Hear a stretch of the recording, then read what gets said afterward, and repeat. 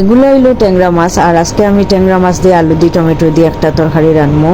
এখানেও আমি ট্যাংরা মাছ খাটিয়া বালাটিখানে দইয়া ক্লিন করে রাখি দিলাম, আর টমেটো খাটিয়া রাখি দিলাম, আলু খাটিয়া রাখি দিলাম, কয়েকটা গোটা কাঁচামরিচ নিলাম রান্নার লাগি। সব কিছু আমি একখানো রেডি করে রাখি দিলাম যাতে আমার রান্না করতে খুব সুবিধা হয়। আমি যখনই রান্না করি না কেন তখনই আগে আমি সব কিছু রেডি করিয়া রান্নার যাই। এখানে আমি পরিমাণ মতো তেল দিলাম, পরে পেঁয়াজ দিলাম, দিয়া হালকা রসুন দিমু, আর এগুলারে আমি খুব বালাটিখানে বাজি লাইমু। পেঁয়াজ আর রসুনের যাতে স্মেল না থাকে ততক্ষণ পর্যন্ত পেঁয়াজ রসুন দিয়ে বালাটিখানে বাজমু। এখানে পেঁয়াজটা আমার কষানি হয়ে গেলে আমি আগেই পরিমাণ মতো লবণ দিলাম। তারপর এখানে আস্তে আস্তে আমি অ্যাড করবো 1.5 চামচ মরিচের গুঁড়া, 1 চামচ হলুদের গুঁড়া, আরও দিমু 1/2 চামচ ধনিয়ার গুঁড়া, হালকা পাঁচফোড়ন দিমু, কারণ পাঁচফোড়ন দিলে তরকারির ফ্লেভারটা অন্যরকম হয়ে যায়। যাই হোক আমি সবগুলা মশলা একসাথে দিলাই, দিয়া বালাটিখানে এই মশলাগুলারে কষাইলাম।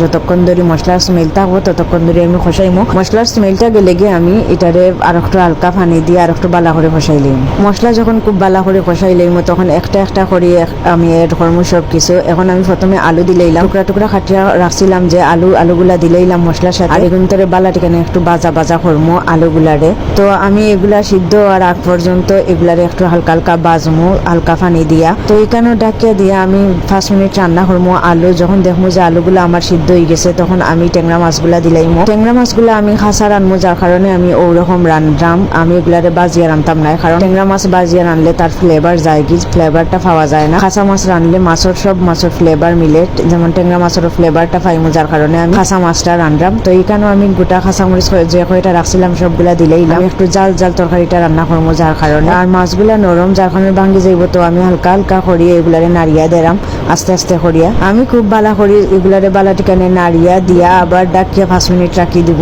কারণ এগুলা আবার সিদ্ধ হওয়া লাগবো। মাছগুলা 5 মিনিট সিদ্ধ করবো হালকা পানি দিয়া। এখানে আমি হালকা পানি দিলাম, আর মাছগুলারে আবার ডাকিয়া আমি এগুলারে সিদ্ধ করবো 5 মিনিট। তারপরে আবার আমি এড করবো টমেটো। তো এখানে তরকারিটা আমি ডাকিয়া দিলাম, আর গোটা গোটা টমেটোরে আমি 4 টুকরা করছি। এগুলারে বেশি ছোট করছি না, কারণ একটু মাঝারি রাখছি, 4 টুকরা করছি যাতে একদম ছোট হয় না, বেশি বড় থাকে না, মিডিয়াম সাইজের করে কাটছি। এখন দেখলাম যে মাছগুলা একটু হালকা সিদ্ধ হয়ে গেছে, তো ভাবলাম যে এখন টমেটোটা দিলাম। তো এখানে দেখলাম আমার যে মোটামুটি তরকারিটা রেডি হয়ে গেছে, আর টমেটোটারে আমি একদম গলাইতাম না, যার কারণে আমি টুকরা টুকরা গোটা টমেটো গুলারে দিলাম। আর দেখতেই পাররা টমেটো দেওয়ার পরে আমার তরকারির কালারটা অন্যরকম হয়ে গেছে, দেখতে মাশাআল্লাহ অনেক সুন্দর লাগে। টমেটো গুলা আমি একটু আস্তে আস্তে রাখবো, একবারে সিদ্ধ করে গলাইতাম না, যার কারণে আমি একদম লাস্টে টমেটো গুলা দিলাম। আর আমি এখন টমেটো দিয়া আরো 5 মিনিট এগুলারে বালাটিখানে নাড়াচাড়া করে রান্না করবো। আমি আবার ডাকিয়া দিলাম, আরো 5 মিনিট ডাকিয়া রান্না করবো। এখন দেখলাম যে বেশি না, আমার 2-3টা বাসন রয়েছে, এগুলা ময়লা হয়ে গেছে। ভাবলাম আমার এদিকে তরকারিটা রান্না হয়ে যাক, আর আমি এদিকে আমার বাসন গুনটা দইয়া একটু ক্লিন করে রাখি দেই, তাইলে আমার হাতের খামটা